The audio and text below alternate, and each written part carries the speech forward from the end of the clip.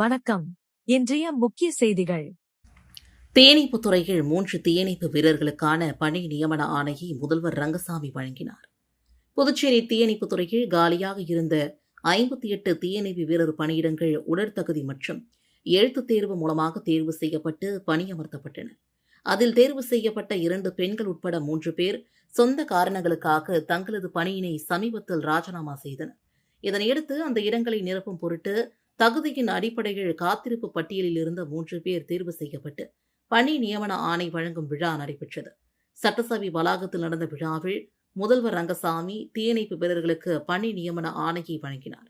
இதில் கோட்ட தீயணைப்பு அதிகாரி மற்றும் துறை அதிகாரிகள் உடனிருந்தனர்.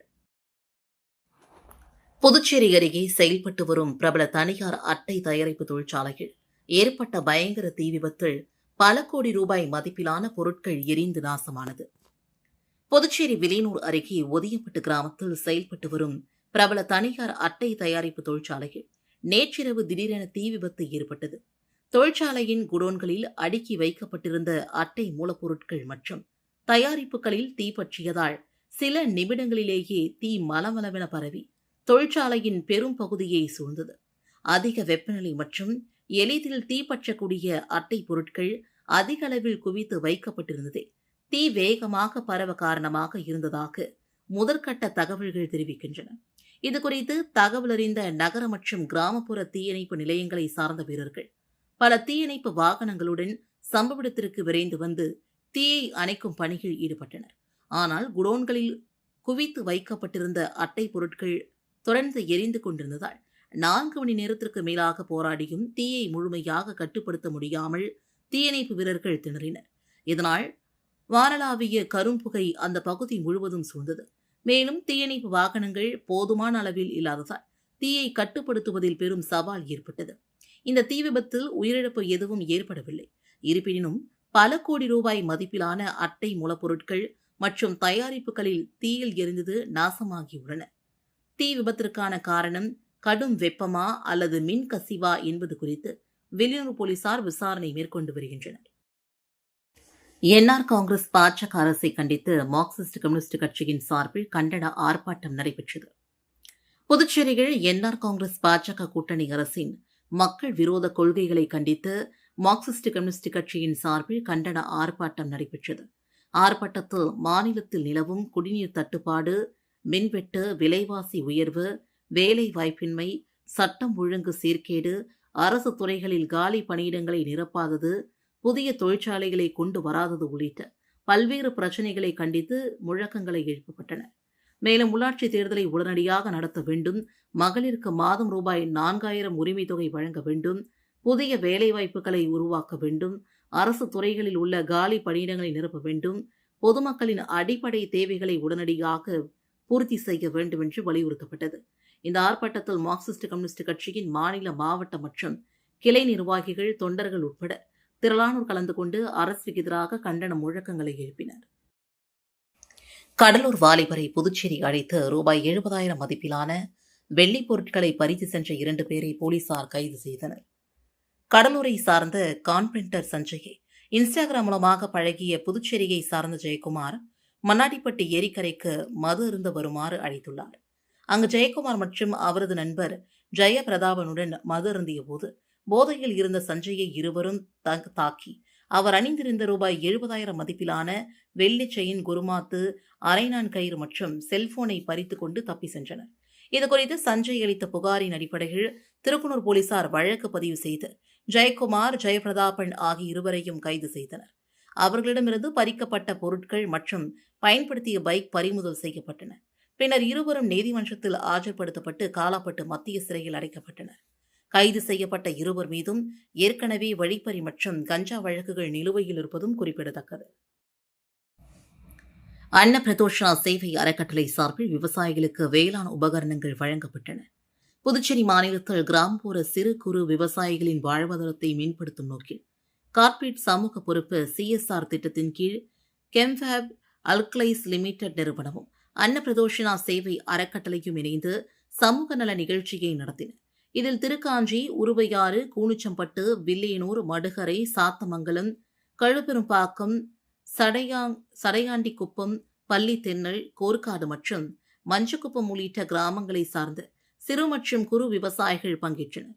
இந்த நிகழ்ச்சியில் அன்னப்பிரதோஷனா சேவை அறக்கட்டளையின் நிறுவனர் பிரவீன் வரவேற்புரையாற்றினார். கெம்ஃபேப் அல்கலைஸ் நிறுவனத்தின் மூத்த மேலாளர் கார்த்திகேயன் சிறப்பு விருந்தினராக கலந்து கொண்டார்.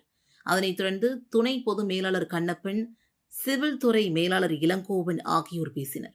மூத்த நிர்வாகி ராஜா உடன் இருந்தார். இதில் 27க்கும் மேற்பட்ட சிறு குறு விவசாயிகளுக்கு பேட்டரி ஸ்பெயர், 30 கிலோ விதைகள், பஞ்சகாவியம், மீன் அமிலம் உள்ளிட்ட 20 வகையான வேளாண் உபகரணங்கள் மற்றும் இடுபொருட்கள் வழங்கப்பட்டன. மேலும் உழவன் குடில் நிறுவனத்தின் நிறுவனர் முத்து மற்றும் இயற்கை விவசாயி வீரப்பன் ஆகியோர் இயற்கை வேளாண்மை மற்றும் நிலையான விவசாய முறைகள் குறித்து விவசாயிகளுக்கு பயிற்சியளித்து ஆலோசனைகளை வழங்கினர். இந்த நிகழ்ச்சியை திட்ட ஒருங்கிணைப்பாளர்கள் லோகேஷ், சத்யா ஆகியோர் ஒருங்கிணைத்தனர். ஏற்பாடுகளை மங்களம் பகுதியை சார்ந்த நாகராஜ் மற்றும் பள்ளித்திணலை சார்ந்த தேவராஜ் ஆகியோர் செய்திருந்தனர். மணலி தொகுதி தாவேகா சட்டமன்ற உறுப்பினர் ராமு பிறந்தநாள் விழா நலத்திட்ட உதவிகள் வழங்கி கொண்டாடப்பட்டது. மணலி தொகுதி தாவேகா சட்டமன்ற உறுப்பினர் ராமுவின் பிறந்தநாள் விழா தொகுதி முழுவதும் உற்சாகமாக கொண்டாடப்பட்டது. பல்வேறு கிராமங்களில் உள்ள கோவில்களில் சிறப்பு பூஜைகள் நடைபெற்றன. அதனைத் தொடர்ந்து பல இடங்களில் பொதுமக்கள் மற்றும் சிறுவர்கள் முன்னிலையில் கேக் வெட்டி பிறந்தநாளை கொண்டாடிய சட்டமன்ற உறுப்பினர் ராமு நலத்திட்ட உதவிகளையும் வழங்கினார். தவளக்குப்பத்தில் நடைபெற்ற விழாவில் அமைச்சர் ராஜவேலு, சட்டமன்ற உறுப்பினர்கள், முன்னாள் சட்டமன்ற உறுப்பினர்கள், அரசியல் கட்சியின் நிர்வாகிகள், அரசு அதிகாரிகள், தொழிலதிபர்கள் மற்றும் தமிழக வெற்றிக் கழக நிர்வாகிகள் உள்ளிட்ட திரளானோர் கலந்து கொண்டு பொன்னாடை அணிவித்து ராமுவிற்கு பிறந்தநாள் வாழ்த்து தெரிவித்தனர். புதுச்சேரியில் 237வது பிரான்ஸ் தேசிய தினத்தையொட்டி பிரெஞ்சு போர் வீரர் நினைவு தூணில் மாவட்ட ஆட்சியர் குலோத்துங்கன், பிரெஞ்சு தூதரக அதிகாரி மலர் வளையம் வைத்து மரியாதை செலுத்தினர்.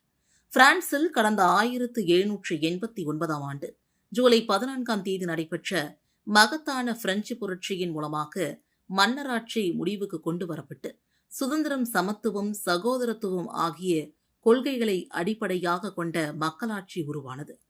அந்த வரலாற்று சிறப்புமிக்க நாளை நினைவு கூறும் வகையில் ஆண்டுதோறும் ஜூலை 14 பிரான்ஸ் தேசிய தினம் கொண்டாடப்பட்டு வருகிறது. அதன்படி புதுச்சேரியில் 237வது பிரான்ஸ் தேசிய தினம் இன்று கடைபிடிக்கப்பட்டது. இதனையொட்டி புதுச்சேரி கடற்கரை சாலையில் அமைந்துள்ள போர் வீரர் நினைவு தூணில் புதுச்சேரிக்கான பிரான்ஸ் நாட்டின் துணை தூதர் ஜீன் பிலிப் ஹீதர் மற்றும் புதுச்சேரி மாவட்ட ஆட்சியர் குலோத்துங்கன் ஆகியோர் மலர் வளையம் வைத்து அஞ்சலி செலுத்தினர். தொடர்ந்து இந்தியா மற்றும் பிரான்ஸ் நாடுகளின் தேசிய கொடிகள் ஏற்றப்பட்டன. இரு நாடுகளின் தேசிய கீதங்களும் இசைக்கப்பட்டு இரு நாடுகளுக்கும் இடையிலான வரலாற்று சிறப்புமிக்க நட்புறவு மற்றும் கலாச்சார பிணைப்பை நினைவு கூறும் வகையில் நிகழ்ச்சி நடைபெற்றது. இந்த நிகழ்வில் அரசு அதிகாரிகள், பிரான்ஸ் தூதரக அதிகாரிகள், முன்னாள் இராணுவத்தினர் மற்றும் திரளான பொதுமக்கள் கலந்து கொண்டு மரியாதை செலுத்தினர்.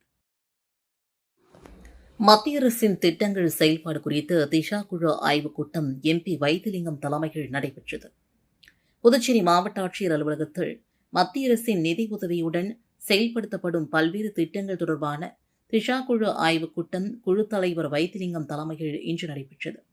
கூட்டத்தில் குழு துணைத் தலைவர் MP செல்வகணபதி, அமைச்சர் ராஜவேலு, சட்டமன்ற உறுப்பினர்கள் சரவணகுமார், AKD ஆறுமுகம், செந்தில்குமார், நேரு, மோகன்தாஸ், செந்தில் அழகானந்தம், கார்த்திகேயன், ராமு, கார்த்திகேயன், ரவிக்குமார் மற்றும் மாவட்ட ஆட்சியர் குலோத்துங்கன் உட்பட பல்வேறு துறையின் அதிகாரிகள் பங்கேற்றனர். கூட்டத்தில் நகர மற்றும் கிராம திட்டமிடல் துறை, மாவட்ட ஊரக வளர்ச்சித்துறை, நிலம் மற்றும் சர்வே பதிவேடுகள் துறை, குழந்தைகள் மேம்பாட்டுத்துறை உள்ளிட்ட பல்வேறு துறைகளின் செயற்பாடுகள் குறித்து துறை தலைவர்கள் விரிவாக விளக்கம் அளித்தனர். மேலும் மத்திய அரசின் முக்கிய திட்டங்களின் செயல்பாடு, திட்ட மதிப்பீடு மற்றும் முன்னேற்ற பணிகள் குறித்து ஆய்வு மேற்கொள்ளப்பட்டது. குறிப்பாக 100 நாள் வேலை திட்டம், கிராம சேவா யோஜனா, ஆயுஷ்மான் பாரத் உள்ளிட்ட மத்திய அரசின் பல்வேறு நலத்திட்டங்களின் செயல்பாடு குறித்து விரிவாக ஆலோசிக்கப்பட்டது. கூட்டத்தில் சட்டமன்ற உறுப்பினர்கள் தங்களது தொகுதிகளுக்கான கோரிக்கைகளையும் முன்வைத்தனர். நிறைவில் பேசிய MP வைத்திலிங்கம், மத்திய அரசின் அனைத்து திட்டங்களும் விரைவாகவும் முழுமையாகவும் செயல்படுத்தப்பட்டு அவற்றின் பயன் பொதுமக்களுக்கு முழுமையாக சென்றடைய சம்பந்தப்பட்ட துறைகள் நடவடிக்கை எடுக்க வேண்டும் என்று வலியுறுத்தினார். புதுச்சேரி அடுத்த திருக்கனூரில் மாணவன் மீது தனியார் பள்ளி வாகனம் மோதிய விபத்தில் மாணவன் சம்பவ இடத்திலேயே உயிரிழந்தார். இதனால் ஆத்திரமடைந்த பொதுமக்கள் பள்ளி வாகனத்தை அடித்து உடைத்து நொறுக்கியதால் பரபரப்பு நிலவியது. புதுச்சேரி திருக்கனூர் அடுத்த கைக்கிலப்பட்டு கிராமம் மாரியம்மன் கோவில் வீதியை சார்ந்தவர் ராமு. இவருடைய மகன் அவினாஷ் வயது 16. இவர் கூனிச்சம்பட்டு அரசு பள்ளியில் 11ஆம் வகுப்பு படித்து வருகிறார். இன்று காலை மாணவன் அவினாஷ் தனது இருசக்கர வாகனத்தில் வழக்கம் போல பள்ளிக்கு சென்று கொண்டிருந்தார். கைக்கிலப்பட்டு ஏரிக்கரை வழியே சென்று கொண்டிருந்த போது அதே பகுதியை சார்ந்த சாண்டா கிளாரா என்ற தனியார் பள்ளி வாகனம் மாணவர்களுடன் செல்லும் போது முன்னால் சென்ற மாணவனின் இருசக்கர வாகனம் மீது மோதியதாக கூறப்படுகிறது. இதில் மாணவன் நிலை தடுமாறி கீழே விழுந்த நிலையில் மாணவன் மீது பேருந்து ஏறி இறங்கியதில் உடல் நசுங்கி சம்பவ இடத்திலேயே உயிரிழந்தார். இதுகுறித்து தகவல் அறிந்து ஒன்று திரண்ட அந்த பகுதி மக்கள் விபத்து ஏற்படுத்திய தனியார் பள்ளி பேருந்தை அடித்து உடைத்து நொறுக்கினார்கள். இதில் வாகனம் முழுவதும் சேதமடைந்தது. இதுகுறித்து தகவல் அறிந்து சம்பவ இடத்திற்கு வந்த வெளியூர் போக்குவரத்து போலீசார் விபத்து குறித்து வழக்கு பதிவு செய்து விசாரணை மேற்கொண்டு வருகின்றனர். புதுச்சேரி அருகே சின்னக்கோட்டக்குப்பம் பகுதியில் மெத்தபெட்டமின் வைத்திருந்த இருவரை போலீசார் கைது செய்தனர். புதுச்சேரி அருகே சின்ன பழைய ஆரோவில் சாலையில் கோட்டக்குப்பம் இன்ஸ்பெக்டர் பாபு தலைமையிலான போலீசார் வாகன சோதனையில் ஈடுபட்டனர். அப்போது அந்த வழியாக புதுச்சேரி பதிவு எண் கொண்ட காரை நிறுத்தி சோதனை செய்தனர். காரில் இருந்து 2 பேரை விசாரித்தது. அவர்கள் இருவரும் முன்னுக்கு பின் முரணாக பதிலளித்ததை அடுத்து அவர்களை காவல் நிலையத்திற்கு அழைத்து வந்து விசாரணை மேற்கொண்டனர். விசாரணைகள் ஒருவர் விழுப்புரம் மேல்செட்டி தெருவை சார்ந்த ராகேஷ் வயது 28, மற்றொருவர் சென்னை கொருக்கப்பேட்டை நரேஷ்குமார் வயது 25 என்பதும் தெரியவந்தது. மேலும் அவர்கள் இருவரை சோதனை செய்ததில் 2 கிராம் மெத்தபெட்டமைன் மற்றும் அதை பயன்படுத்தும் ஊதுகுழல் 2 ஆகியவற்றை கைப்பற்றினர். இதனையடுத்து அவர்கள் இருவர் மீதும் வழக்கு பதிவு செய்த அவர்கள் பயன்படுத்திய காரை பறிமுதல் செய்து நீதிமன்றத்தில் ஆஜர்படுத்தி சிறையில் அடைத்தனர். கடந்த சில தினங்களுக்கு முன்பு ஆரோவில் பகுதியில் மெத்தபெட்டமின் வைத்திருந்த 6 பேர் கைது செய்தனர் என்பதும் குறிப்பிடத்தக்கது. புதுச்சேரி மாநில இந்திய ஜனநாயக கட்சியின் இளைய வேந்தர் ரவி பச்சைமுத்துவின் பிறந்தநாளையொட்டி மொளப்பாக்கம் கிராமத்தில் கட்சி கொடி ஏற்றி பொதுமக்களுக்கு இனிப்புகள் வழங்கி ஏழை எளிய மக்களுக்கு நலத்திட்ட உதவிகள் வழங்கி கொண்டாடினார். இந்திய ஜனநாயக கட்சியின் தலைவர் இளைய வேந்தர் ரவி பச்சைமுத்துவின் பிறந்தநாளையொட்டி புதுச்சேரியில் இந்திய ஜனநாயக கட்சியினர் மாநிலம் முழுவதும் சிறப்பாக கொண்டாடி வருகின்றனர். இதன் ஒரு பகுதியாக புதுச்சேரியில் இந்திய ஜனநாயக கட்சி புதுச்சேரி மாநில தலைவர் அண்ணாதுரை தலைமையில் செயலாளர் சிவக்குமார் முன்னிலையில் ரவி பச்சமுத்து பிறந்தநாள் விழாவையொட்டி பட்டாசு வெடித்தும் கட்சி கொடியேற்றியும் பொதுமக்களுக்கு இனிப்புகள் வழங்கியும் சிறப்பாக கொண்டாடினார். தொடர்ந்து ஏழை எளிய மக்களுக்கு நலத்திட்ட உதவிகளும் வழங்கப்பட்டன. இந்த நிகழ்வில் இந்திய ஜனநாயக கட்சியின் பொருளாளர் தியாகு, துணை செயலாளர் செந்தில், மாநில இளைஞரணி செயலாளர் தியாகு, கட்சி நிர்வாகிகள் வினோத், கிருஷ்ணா, பலராமன், சுந்தர்ராஜன் மற்றும் பலரும் கலந்து கொண்டு சிறப்பித்தனர். இத்துடன் செய்திகள் நிறைவடைந்தன. வணக்கம்.